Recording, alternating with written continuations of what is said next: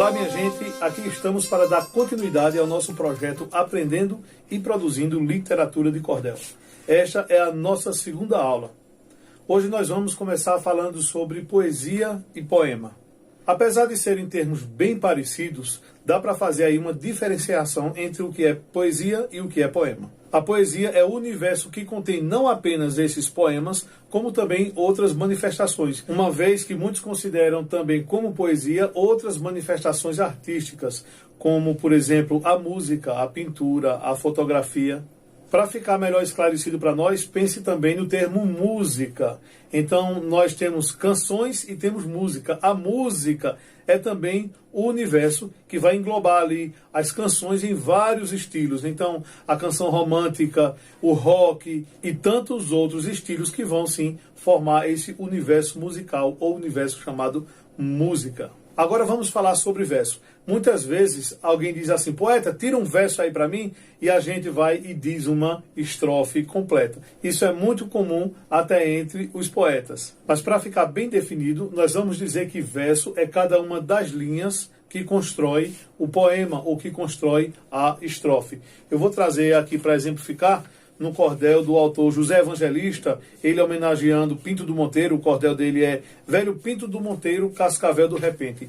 E ele, na primeira estrofe do seu folheto, ele diz assim: sou poeta cordelista. Então esse é o primeiro verso. Temos aqui um verso. O segundo verso: queria ser violeiro. Terceiro verso: mas o destino não quis. Quarto verso: agradeço a Deus primeiro. O quinto verso: vou falar sobre um mito. E o sexto, nosso Pinto do Monteiro. Então aqui está uma construção de uma estrofe de 6 versos, ou seja, uma sextilha. Sou poeta cordelista, queria ser violeiro, mas o destino não quis, agradeço a Deus primeiro. Vou falar sobre um mito, nosso Pinto do Monteiro. Então cada uma dessas linhas é o que nós chamamos de verso, que irá construir a estrofe, nesse caso uma estrofe de 6 linhas. E nós pegamos carona aí, já que falamos em estrofe, e vamos falar de alguns tipos de estrofe, como é que elas são construídas. Então nós podemos falar da quadra, que é uma estrofe de 4 versos, e eu vou trazer aqui parte de um poema de Fernando Pessoa, uma quadra onde vai dizer assim: o poeta é um fingidor, finge tão completamente que chega a fingir que é dor, a dor que deveras sente. Então Fernando Pessoa, aí eu trazendo esse exemplo de quadra para vocês. Sextilha, que é a estrofe construída com 6 versos. Eu acabei de ler uma do poeta José Evangelista, e agora eu vou trazer outra de Gênerson Alves no seu cordel Muito Prazer, Álvaro Lins. E o poeta Gênerson, ele começou assim: às vezes fico pensando em milhões de sutilezas da certeza que nós temos, que a vida é só incertezas. O mundo dá muitas voltas e o tempo nos traz surpresas. Então, Gênerson Alves aí no seu cordel. É Muito Prazer, Álvaro Lins. Esse é o outro exemplo de sextilha. E um exemplo de setilha ou septilha. Dificilmente eu vejo as pessoas dizendo septilha, dizem mais setilha. E esse é do cordel de Roberto Celestino, desse que aqui vos fala. O título do cordel é Casamento Antes e Depois. E eu iniciei nesse poema dizendo assim: quando a gente é namorado, é aquela pegação, é mozinho pra lá e pra cá, é benzinho, é paixão, é amor da minha vida, é querido ou querida, minha vida, coração. Então esse é um poema de minha autoria aí, que foi construído com estrofes de 7 versos. Então, para exemplificar uma estrofe de 10 versos, eu vou trazer aqui um cordel de Leandro Gomes de Barros, Meia-Noite no Cabaré. Estão lembrados de Leandro na primeira aula, né? O pai do cordel, esse que nós falamos na primeira aula que tivemos. Então ele iniciou seu cordel, esse cordel construído com estrofe de 10 versos, ele diz assim: meia-noite repicou no sino da catedral, um silêncio sepulcral pela cidade passou. O momento já chegou dos versos da solidão, a orgia, a corrupção sob o véu da noite escura, espalha negra tortura sob o véu da maldição. Grande Leandro de Barros. E aí a estrofe de 10 versos ou 10 linhas, como muitos chamam. Sobre as estrofes na literatura de cordel, eu quero deixar registrado que é bem mais comum os cordelistas escreverem em sextilhas e setilhas. Eu mesmo já fiz e faço folhetos com estrofes de 10 versos, embora não é muito comum, mas há sim quem faça. O mais comum é de sextilha e cetilha. A quadra praticamente não se usa na literatura de cordel. Então, repito, o mais comum é a sextilha e a cetilha. Embora que pode sim ser usado as estrofes com 10 versos sem problema nenhum. O exemplo disso é que nós trouxemos aqui uma estrofe de ninguém mais, ninguém menos do que Leandro Gomes de Barros, o pai do cordel, com o seu cordel escrito em estrofes de 10 versos. Agora passaremos a falar de rimas. E antes de falar de rimas na construção das estrofes ou a sua disposição em cada verso, eu quero falar antes propriamente de rima. Qual é a definição de rima? A grosso modo, nós podemos dizer que rima é a repetição de uma sequência de sons a partir da sílaba tônica do verso. Mas para a gente deixar isso bem claro, a gente pode trazer alguns exemplos de rimas e a gente vai compreender perfeitamente o que é essa repetição de sons que eu trouxe aqui nessa definição. A rima está muito presente nas nossas vidas. Então, desde cedo, desde criança, nós temos contato com a rima. Então, eu digo assim, sabe, que a poesia é algo maravilhoso, que mesmo sem você ser poeta ou poetisa, ou mesmo sem você ter expressado alguma vez na vida que gosta de poesia, ela faz parte da sua vida. Por exemplo, quando nós somos crianças, cantam para nós canções com rimas. E tem uma canção bem conhecida que diz: Nana, neném, que a cuca vem pegar. Papai foi para a roça e mamãe foi trabalhar. A rima tá ótima, a rima tá perfeita. Só não tá muito boa a canção porque eu sempre digo e brinco com isso, sabe? A criança já está com medo, não está querendo dormir. Você tá balançando ela, dizendo que a cuca vem pegar, que papai tá lá na roça, que mamãe também não tá, foi trabalhar. Imagina a situação dessa criança para dormir. Mas valeu a rima. Atirei o pau no gato. Atirei o pau no gato, totô, mas o gato totô não morreu, reu. Dona Chicacá admirou cc do berro que o gato deu. Então, morreu com deu, encontramos a rima, né? Não entendi antigamente o que era esse do berro, que eu não sabia o que era. Depois eu vim entender que era do berro, né? Então a pessoa deu uma forçadinha aí e disse do berro, disse que era do berro. Mas valeu a rima, embora que deviam ter colocado do miado, né? Cabia, sabia? Do miado que o gato deu. Mas, beleza. Não vamos desconstruir a música não, mas valeu a rima. Nas brincadeiras de criança, por exemplo, né? Meu nome é Roberto, aí os meninos diziam: Roberto, você olhava, teu zíper tá aberto.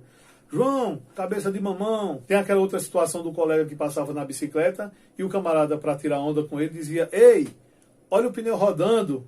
E ele, para não ficar para trás, dizia assim: e o besta olhando. Então veja a rima sempre presente aí nos ditados populares, né? Água mole em pedra dura, tanto bate até que fura. Então você vê que a rima está sempre presente. Eu vou trazer aqui um poema de Camões para a gente ver também essa força da rima aqui nesse poema. Um poema muito conhecido, né? Amor é fogo que arde sem se ver. Embora muita gente pense, viu, que esse poema é de Renato Russo. Não, gente, Renato Russo cantou o poema de Camões em sua música, mas a autoria é de Camões. Isso lá de 1500 e tantas lá, né? Acho que ele foi lançado numa edição de rimas em 1598, por aí. Mas Camões disse assim: amor é fogo que arde sem se ver, é ferida que dói e não se sente, é um contentamento descontente, é dor que desatina sem doer. É o não querer mais que bem querer, é um andar solitário entre a gente, é nunca contentar-se de contente, é um cuidar que ganha em se perder. É querer estar preso por vontade, é servir a quem vence, o vencedor, é ter com quem nos mata lealdade. Mas como causar pode seu favor nos corações humanos amizade, se tão contrário a si é o mesmo amor. Então isso aí é um soneto, né? Este poema é um soneto de Camões, então muito famoso aí, Luís Vaz de Camões, e a gente entende aí o peso, a força da rima no poema. Sobre as rimas no cordel. O cordel é uma modalidade muito exigente quando se trata de rimas. Na literatura de cordel, exige-se que as rimas sejam rimas perfeitas. Embora seja um assunto que ainda traga uma certa discussão e polêmica, mas convencionou-se que na literatura de cordel nós não rimamos, por exemplo, a palavra cajá com cantar, né? A palavra papel com chapéu, a palavra colher com café. não usamos esse tipo de rima no cordel. Alguém pode discordar e dizer, mas eu vou usar no meu cordel. Tudo bem, o cordel é seu, você faz da forma que você quiser. Agora é interessante registrar que no momento que você participar de um concurso, com certeza o seu cordel não vai passar. Nos exemplos das palavras que eu dei, por exemplo, cajá com cantar. Cajá termina em A acentuado. Cantar termina com R. Então, nós percebemos que se alguém que tem um sotaque mais sulista, ele vai dizer cantar, né? Muitas pessoas falam dessa forma. Ele não vai dizer cajar, não é verdade? Papel, muita gente, dependendo do sotaque, ele pode dizer papel. Eu já vi pessoas pronunciarem dessa forma, né? Esse português brasileiro é bem mais chegado ao português de Portugal. Colher e café, é a mesma situação. Colher, você não diz café. Agora, gente, eu tenho uma sugestão de exercício bem prática, embora talvez não funcione com todas as palavras, mas na grande maioria delas vai sim funcionar. Você coloca o plural dessas palavras. Por exemplo, qual é o plural de cajá? Cajás. Vou substituir a palavra cantar por mar. Qual é o plural de mar? Mares. Cajás, mares. Não rima. Qual é o plural de papel? Papéis. Qual o plural de chapéu? Chapéus. Papéis, chapéus, não rima. Qual é o plural de colher? Colheres. Qual é o plural de café? Cafés. Colheres, cafés, não rimam. Então fica fácil se você fizer esse exercício. Repito, possa ser que tenha alguma palavra que não dê certo, mas na grande maioria isso vai lhe instruir bem. Rimas que enganam. Gente, quando eu falo em rimas que enganam, eu me lembro do meu primeiro folheto, o qual eu chamava de cordel, mas eu estava completamente errado. O título dele era O Tempo. Então eu usei muito nesse cordel, eu rimei muito tempo com vento, tempo com momento, e não rima. Por isso que eu digo que meu cordel ficou absurdamente errado. Tempo, vento, parece, mas não rima. Então, eu costumo dizer que são palavras que nos enganam bastante. Por exemplo, bandido, amigo. Não rima. A gente pensa, pode rimar na música popular brasileira, né? Na poesia livre, em poemas livres, que nem precisam de rima, na verdade. Mas para a literatura de cordel, não rima, mas são palavras que enganam bastante. Veja só. Treme com perene. Engana muito. Ama com banana. Engana. Paraíba com vida, também engana. Então existe ainda várias outras palavras que enganam bastante em relação a rimas. Gente, até na pronúncia dessas palavras, a gente vai entender que são diferentes e a gente vai perceber o porquê. Veja, treme, ama e Paraíba são palavras de pronúncia bilabial. Então veja, treme, você está usando o lábio. Ama, lábio. Paraíba, então o M, o B, né? O P, então você vai usar muito o seu lábio.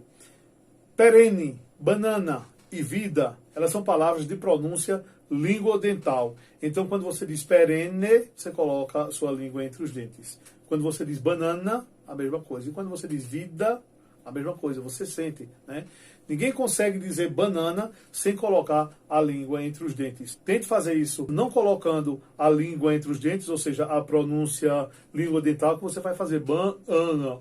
Não vai conseguir dizer banana. Então, quando você faz esse exercício, quando você presta atenção nessas palavras, a própria pronúncia vai indicar a você que não são palavras de rimas perfeitas. Inclusive, essas palavras são rimas que enganam e enganam bastante. Eu disse que eu fiz isso no meu primeiro cordel, mas depois eu me achei fazendo no segundo, me achei fazendo no terceiro. Talvez hoje, se na rapidez ainda se faça. Então você pode encontrar cordéis por aí de pessoas que estão fazendo e diz, olha, mas fulano fez, mas está errado. Então, gente, com isso você pode dizer assim, poxa, mas escrever literatura de cordel é muito difícil. Eu não diria muito difícil, eu diria que exige uma certa atenção. Então hoje nós temos a oportunidade de estar começando a fazer certo. Sabe o que é ruim? É quando a gente começa fazendo errado. E eu fui um dos que comecei fazendo errado, né? E quando eu tinha já aí meus 20 e poucos folhetos escritos, eu percebi que não era cordel e tive que ou destruir